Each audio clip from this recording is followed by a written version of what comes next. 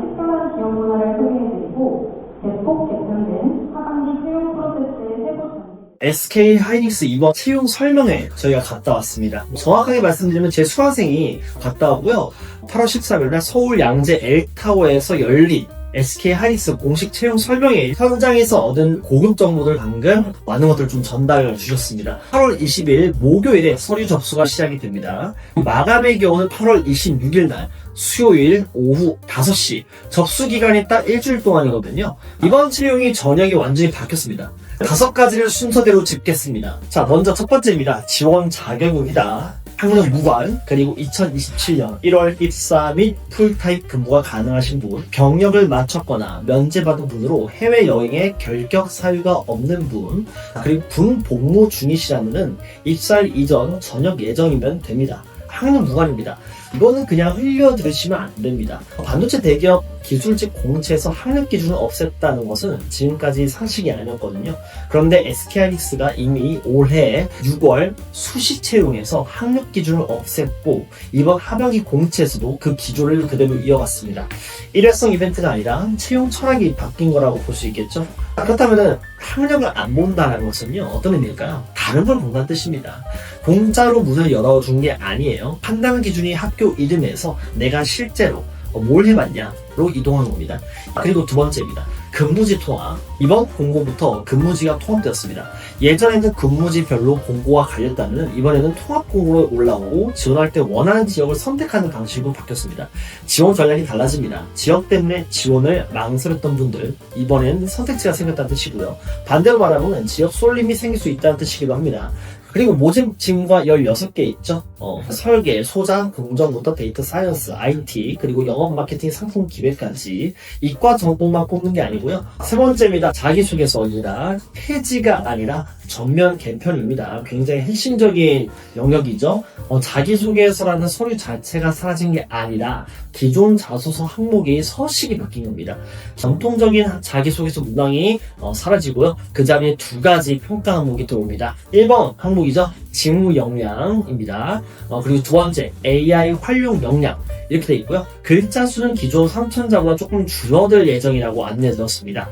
쓸 공간이 좀 줄어들었다는 뜻인데요. 정확하게 스토리로 풀어쓰는 자소서 문법이 이번에는 통하지 않을 것으로 예상이 됩니다. 직무 역량 항목은 뭘 써야 되냐? 직무 역량 항목에서 보는 건 좀 명확합니다. 전공과 학습 프로젝트 연구 경험, 글로벌 역량, 즉 직무 전문성을 쌓기 위해서 어떤 과정을 거쳤는가입니다.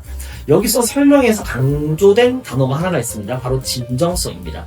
얕은 경험 10개를 나열하는 게 아니라 하나를 차고들어보고 어떤 과정을 거쳤고 뭘 얻었는지를 보겠다는 겁니다. 실제로 설명회 현장에서 설계 직무 현실자가 이렇게 말했습니다. 남들이 한다고 여러 경험을 얕게 하는 것보단 한 가지라도 깊이 파고드는 게 좋다라고 설계 직무 현직자가 말씀을 하셨습니다. 이게 채용 담당자의 립 서비스가 아니라 평가 기준 그 자체라는 것을 이해를 하셔야 될 것 같습니다. 자, AI 활용 역량 항목입니다. 여기서 당락이 좀 갈립니다.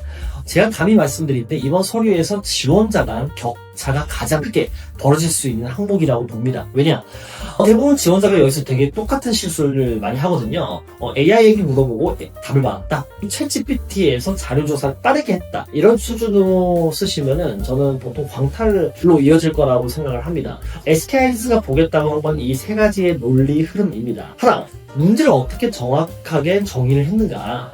둘, 그 문제를 풀기 위해 AI를 어떻게 활용했냐. 세 번째, 결과적으로 어떤 성과를 만들어냈냐. 정리하자면은 AI를 썼다가 아니라 내가 문제를 어떻게 정확하게 정의하고 재해석을 했고 AI라는 그 도구를 써서 고차원적으로 해결했다는 뜻입니다.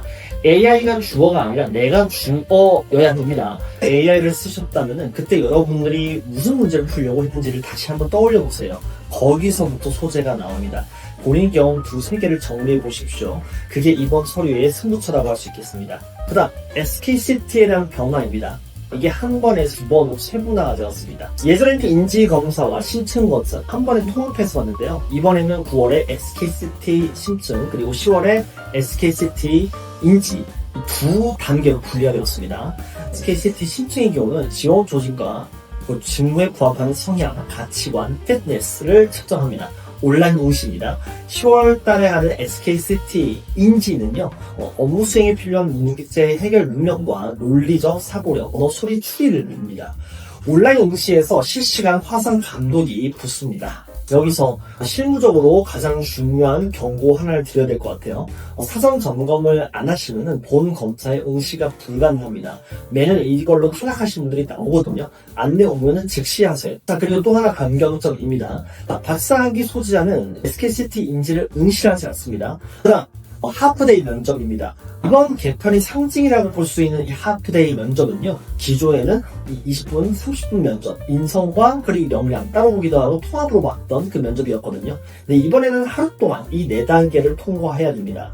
11월 달 중에 지정된 날짜에 오프라인으로 진행됩니다. 순서대로 한번 뜯어볼게요. 자, 첫 번째입니다. 문제 해결 PT입니다. 문제 해결 PT의 경우는 PC 앞에서 직무 시나리오 과제를 수행합니다. 여기서 굉장히 놀라운 지점이 하나가 있는데요. 화면 안에서 전용 LLM을 쓸 수 있습니다. LLM이 뭐냐면 여러분들이 쓰고 있는 클로드라든지 GPT, 제미나 이런 것들을 보통 LLM이라고 하는데 이 하이닉스가 사용하고 있는 전용 LLM을 쓸 수가 있다는 뜻이겠죠. 그래서 여기에 평가 대상은요, LLM 활용도가 아니라요, 문제를 본질적으로 파악하고 논리적으로 해결해 나갈 그 과정을 보겠다는 겁니다. 그래서 AI를 쓸 수 있게 열어준 이유는 AI가 있어도 결국 사람의 사고력이 결과를 가른다는 것을 확인을 하려고 하는 반증이기도 합니다. 그래서 여러분들이 AI에 의존하는 순간 오히려 감정 요인이 될 수 있을 거라고 합니다. 두 번째, 신층 인터뷰입니다.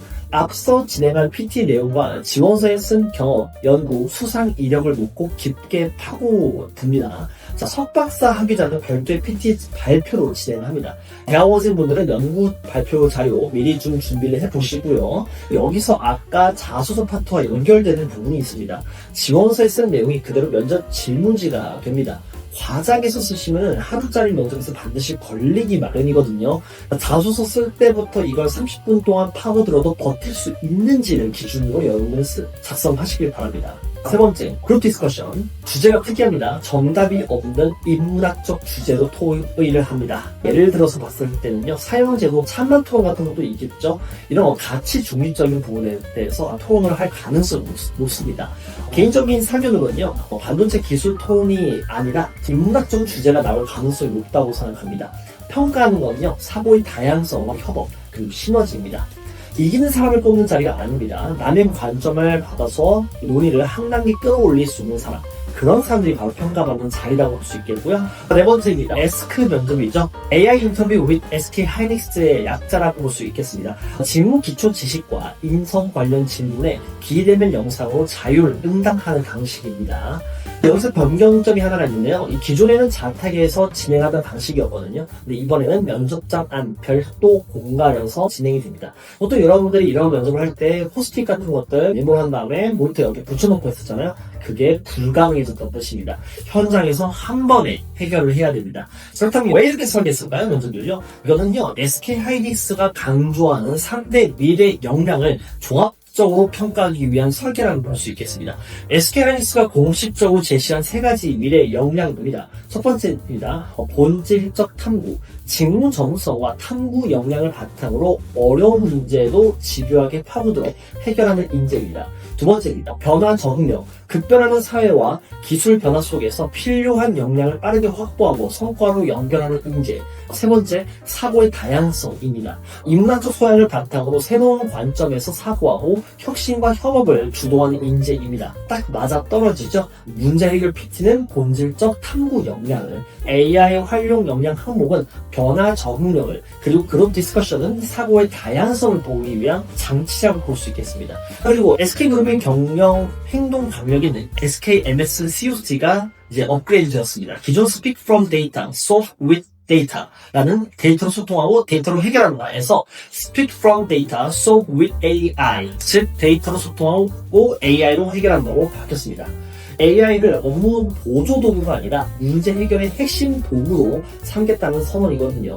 그래서 자기소개서의 AI 활용 역량 항목이 신설된 겁니다. 갑자기 나온 게 아닙니다. 회사가 가는 방향이랑 지원자 평가 기준이 정확히 같은 방향으로 정렬된 거라고 볼 수 있겠습니다. 이게 이번 개편의 본질입니다. 설명의 마지막 세션에서 현직자 5분이 나와서 직무를 소개하고 질문에 답했습니다. 먼저 각 직무가 어떻게 스스로를 부르는지부터 설계는 두뇌, 소장꽃, 양산기술은 심장, 후공정 양산기술 PNT는 마무리 투수라고 소개를 했습니다. 그리고 각 직무가 찾는 인재상이 나와있죠. 설계는 논리적 사고, 협업 능력, 소장은 반도체 전반 지식, 끈기와 접근성, 양산기술은 데이터 분석 능력과 소통하고 배우려는 태도, 그리고 양산기술 PNT는 데이터 활용 능력과 도전하고 배우려는 자세. 네 직무 모두 전부 데이터 아니면은 소통 협업이 들어갑니다. 전공 지식은 기본값이고요. 차별화 지점은 데이터를 다루는 능력과 그리고 협업 태도라는 뜻입니다. 합격자들이 실제로 말했던 것들에 대해서 말해볼게요. 공적 지식보다 적응력과 문제 해결 능력을 어필하는 게 중요했다 라고 양산기술 직무 현직자가 말했습니다. 문제가 생겼을 때 어떻게 해결할지 구체적인 방안을 제시하는 게 효과적이었다고요. 그리고 설계 직무는 아까 말씀을 드린 대로 깊이를 강조했습니다. 소자 직무는 연구실 인턴이든 프로젝트든 처음부터 끝까지 완주해본 경험이 회사 업무에 그대로 도움이 된다고 언급을 했었습니다. 취업 준비생들이 다양한 질문들을 했었거든요. Q&A 시간을 가졌는데요. 이런 질문이 있었습니다. 영어 능력 최고 컷이 있나요? 라고 했는데 답변이 이렇게 나오죠. 필수사항이 아니다. 합격 여부를 결정하는 기준이 아니고 여러 영역 중 하나로만 고려되면 되겠다라고 말했습니다. 두 번째입니다. 시뮬레이션 툴, NCS라든지 이런 것들의 경험이 꼭 필요하냐? 라고 물어봤는데요. 앞서도 업무에 문제가 없습니다. 입사 후 배울 수 있다라고 답변드렸습니다. 그래서 여러분들이 토익 점수 때문에 지원을 망설이시는 분들 그럴 이유가 없다라고 생각을 합니다. 툴 경험이 없어도 못 쓰겠다는 분 그것도 이유가 안 됩니다. 그 시간에 직무 역량과 AI 활용 역량 항목을 하나라도 조금 더 다듬어 보시면 되겠습니다. 종합을 해보겠습니다. 이번에 SK 하이닉스 채용 절차 전면 개편이 이루어지게 되면서 자기소개서 항목 자체가 직무 역량과 그리고 AI 활용 역량 두 항목으로 압축이 되었습니다. 그리고 면접 자체가 많이 바뀌었죠. 이제는 하프데이 면접이라고 해서 문제 해결 PT도 LLM을 쓸 수 있다는 거 조금 바뀌었고요. 두 번째가 신청 면접이라는 게 있고요. 세 번째가 토론 토의 면접 즉 그룹 디스커션 면접이라는 게 있고요. 그리고 에스크 면접이라는 게 있다. 이 4단계 면접으로 여러분들이 면접을 구성을 해보시고 어떻게 내가 대응할지에 대해서 생각을 해보시면 되겠습니다. 그래서 다음 영상에서는 오늘 가장 많이 물어보실 그 부분 직무 역량과 AI 활용 역량 항목을 어떻게 실제로 쓰는지 예시 문장까지 제가 한번 좀 만들어 보려고 합니다. 놓치지 않으시려면 지금 구독과 알림 설정 반드시 눌러주시고요. 본인 전공이나 직무 적어서 댓글 남겨주시면 다음 영상에 최대한 한번 제가 반영을 해보겠습니다. 감사합니다.